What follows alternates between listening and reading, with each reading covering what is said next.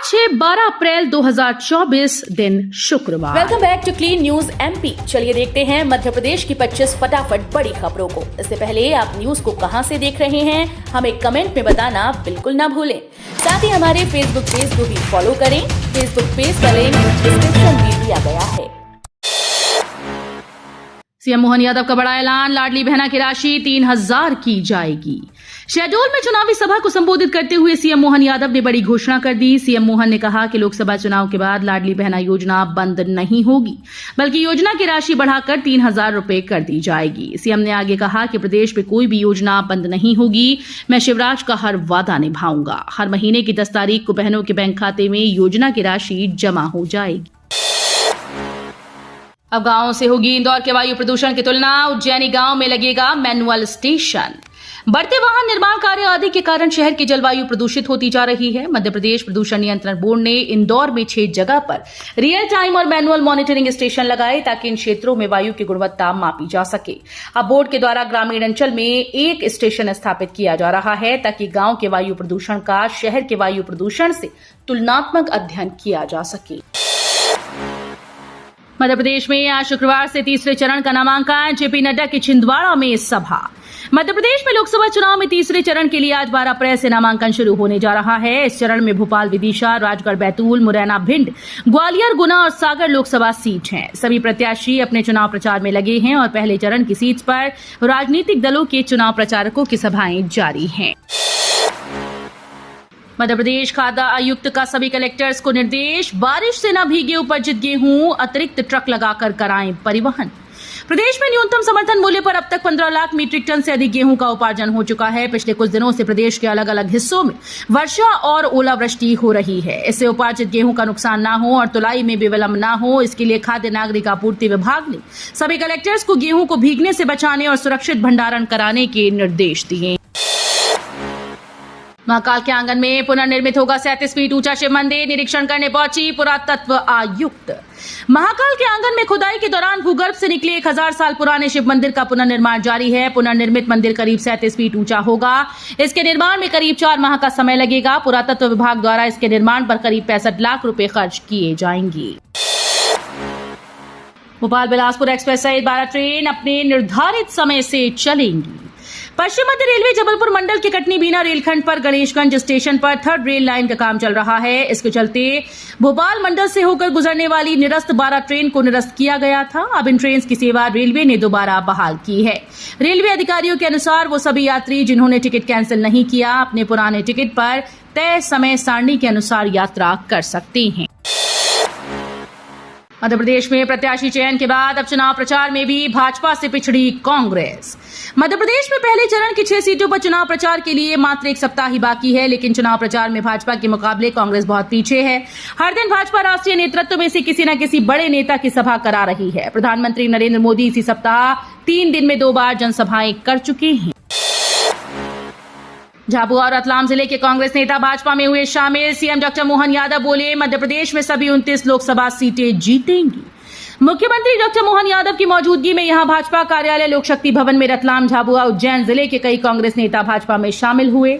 इस पर सीएम ने कहा कि हमारे प्रधानमंत्री की कार्यशैली से प्रभावित होकर कांग्रेस के नेता भाजपा में आ रहे हैं। हमारा परिवार बढ़ रहा है। मध्य प्रदेश के सीएम बोले। सीएम डॉक्टर मोहन यादव ने कहा कि मध्य प्रदेश में सभी 29 लोकसभा सीटें जीतेंगी। मध्य प्रदेश के सीएम डॉक्टर मोहन यादव बोले, बारिश से किसानों को हुए फसल नुकसान की भरपाई की जाएगी। मध्य प्रदेश में बारिश और ओलावृष्टि से किसानों को हुए फसल नुकसान की भरपाई की जाएगी। ये कहना है मध्य प्रदेश के मुख्यमंत्री मोहन यादव का। उन्होंने कहा कि हमारी सरकार किसानों को मदद के लिए प्रतिबद्ध है। हमने इस संबंध में चुनाव आयोग को लिखा है। मुआवजा देना होगा तो देंगे।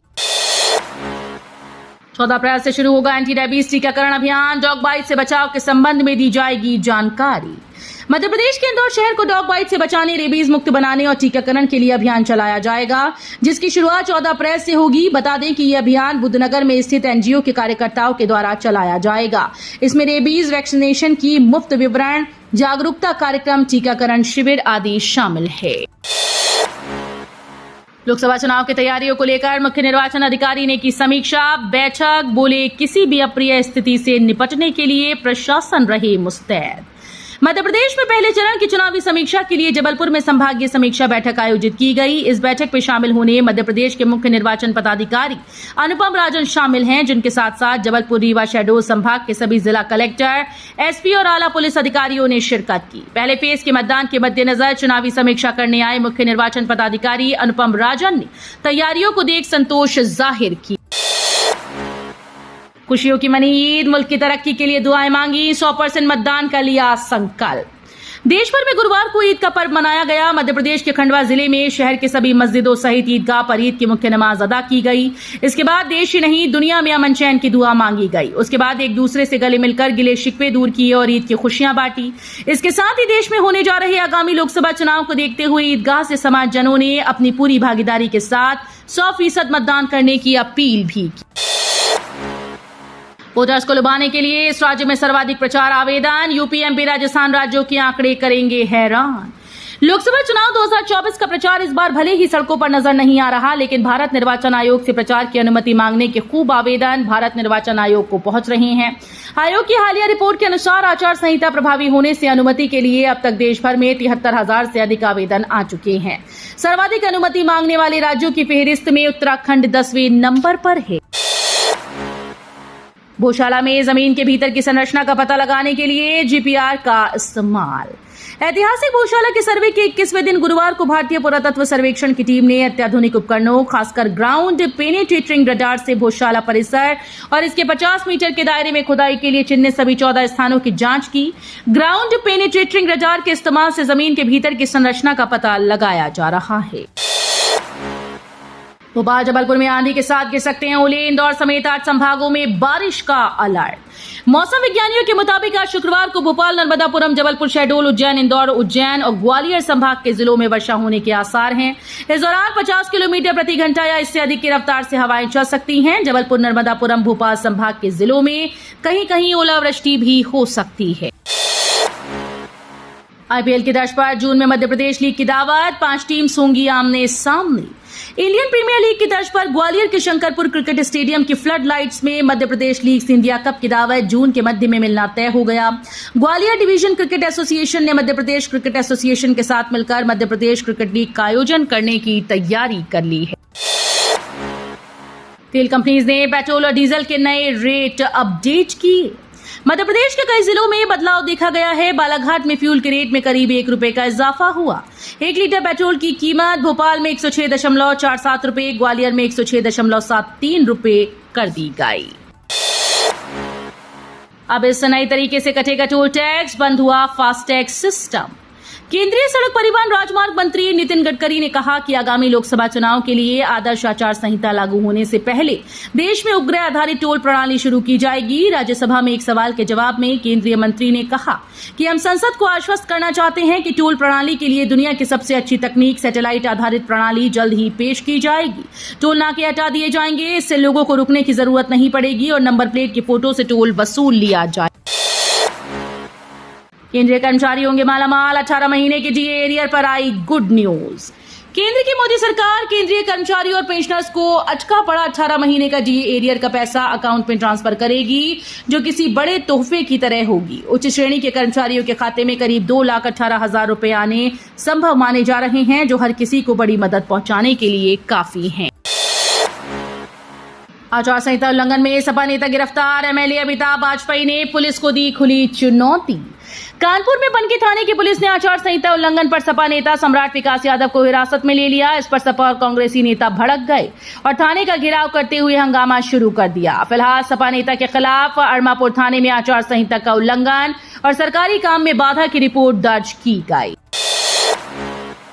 रामनवमी पर अपने घर में बर्थडे मनाएंगे रामलला, टेंट में नहीं। एमपी के मंडला में बोले अमित शाह।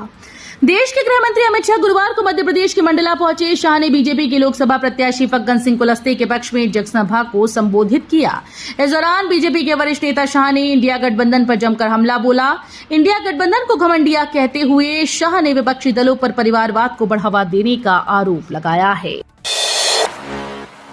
त्योहार में महंगाई की मार, तुअर के दामों में तेजी, उड़द दाल भी पहले से ज्यादा महंगी। एक और जहां त्योहार का सीजन है, वहीं मंडी में महंगाई की मार है। प्रदेश के इंदौर में मंडी भाव के दामों में तेजी जारी है। तुअर दाल के दामों में बदलाव देखने को मिल रहे हैं। वहीं उड़द की दाल, मसूर की दाल की आवक मांग की तुलना में पहले से ज्यादा कमजोर है, जिस वजह से उनको दामों में तेजी जारी है। लोकवन गेहूं की अधिकतम दाम मंडी में 3150 रुपए तक रहे। चना कांटा 6000 से 6025, काबली चना 7900 से 10450 रुपए तक रहा। CHSL के 3712 पदों पर भर्ती की प्रक्रिया जारी, जल्दी करें आवेदन।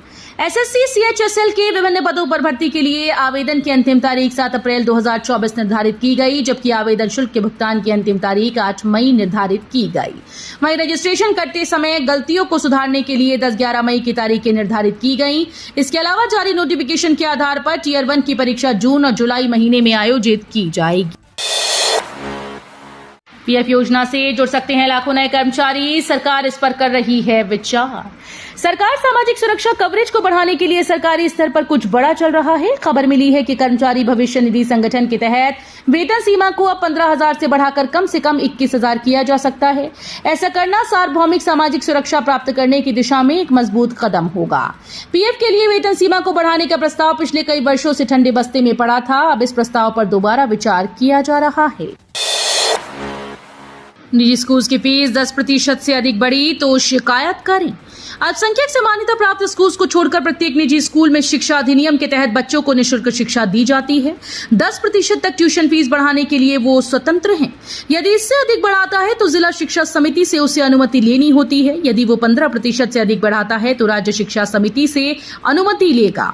सीएम राइज स्कूल में प्रवेश प्रक्रिया सत्र शुरू होने से पहले फरवरी माह से प्रारंभ होती है। इसलिए यदि आप सीएम राइज में बच्चों को पढ़ाना चाहते हैं तो आपको फरवरी माह में स्कूल में संपर्क कर फॉर्म भरना हो। तो ये थी आज की 25 फटाफट बड़ी खबरें। अगर आपको न्यूज पसंद आई हो तो वीडियो को लाइक और शेयर जरूर करें। धन्यवाद।